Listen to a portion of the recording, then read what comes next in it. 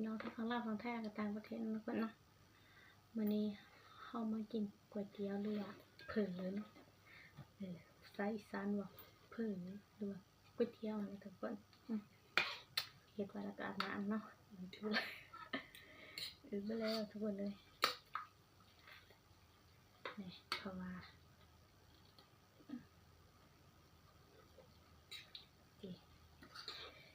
เฮ็ดไว้แล้วก็ลงอาบน้ำผักเฮาบ่มีหยังหลายถั่วฝักยาวอย่างเดียวทุกคนบ่เอายาวเนาะเฮายังมีหลายอย่างสิเฮ็ดใหม่ทุกคนก่อนไปกินผักกันก็ได้กดแชร์กดติดตามกด Subscribe ให้กันด้วยจ้ะเป็นกำลังใจให้ง่ายเด้อเข้ามาลองกินมากันเด้อทุกคนเด้อหลายอย่างเนาะมากินกันเลย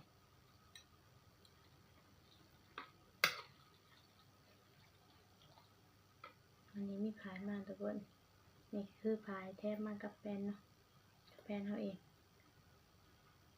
ลงปู40โท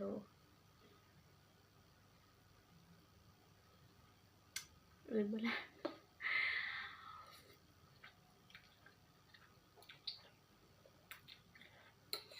แต่ก็นัวคือเก่า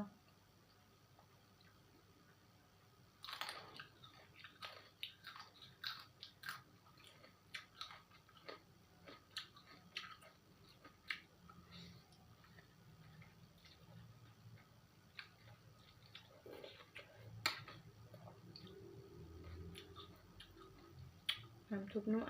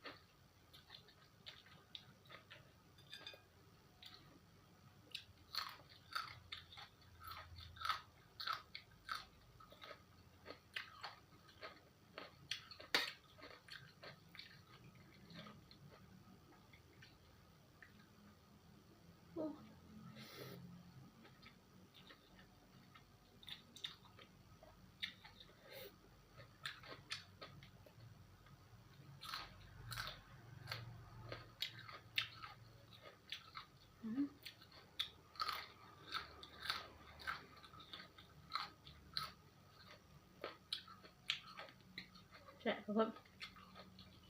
มาเลยกันครับ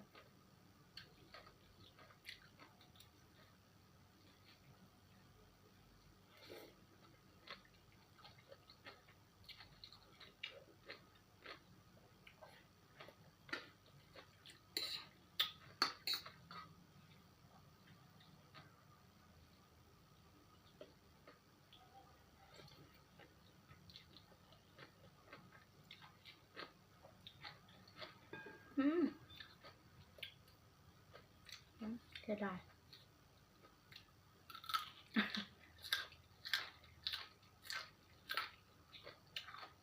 เพราะมันทำมาแบบนี้หรอ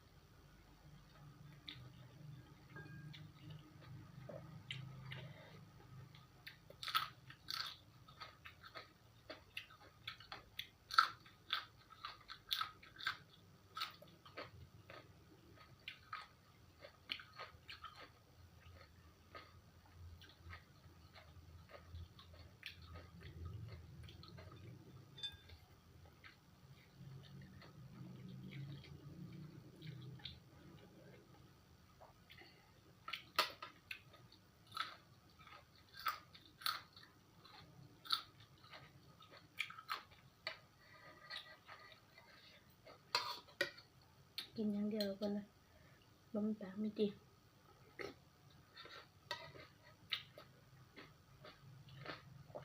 เลิกแล้วนะ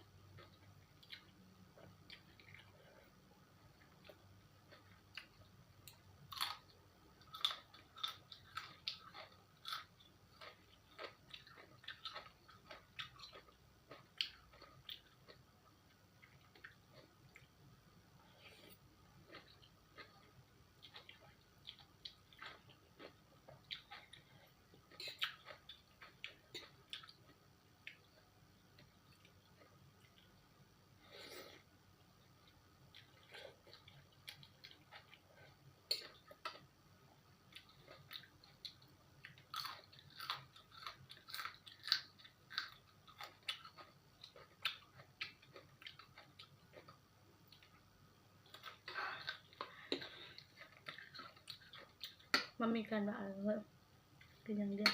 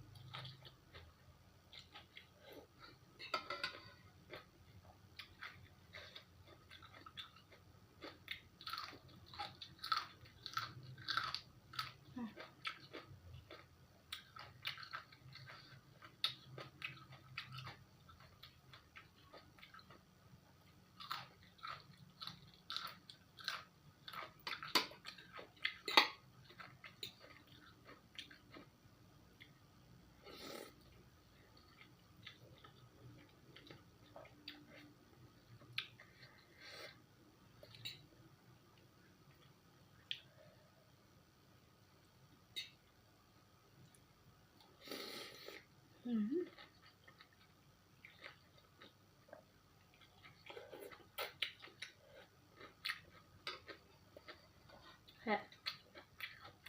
เอามาสุดหน่อย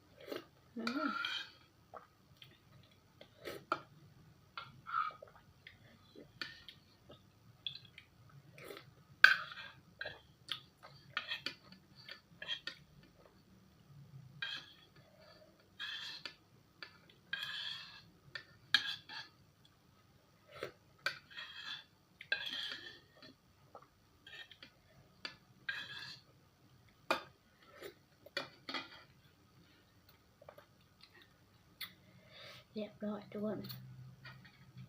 ยังมัน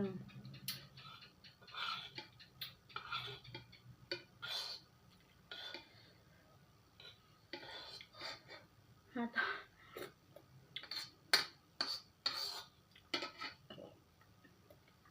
หนูนะได้กับทุกคนกดแชร์กดติดตามกามาชมคลิปกันนะจ๊ะทุกคนจุดนี้ลาไปก่อนทุกคนสบายดีจ้ะบ๊ายบาย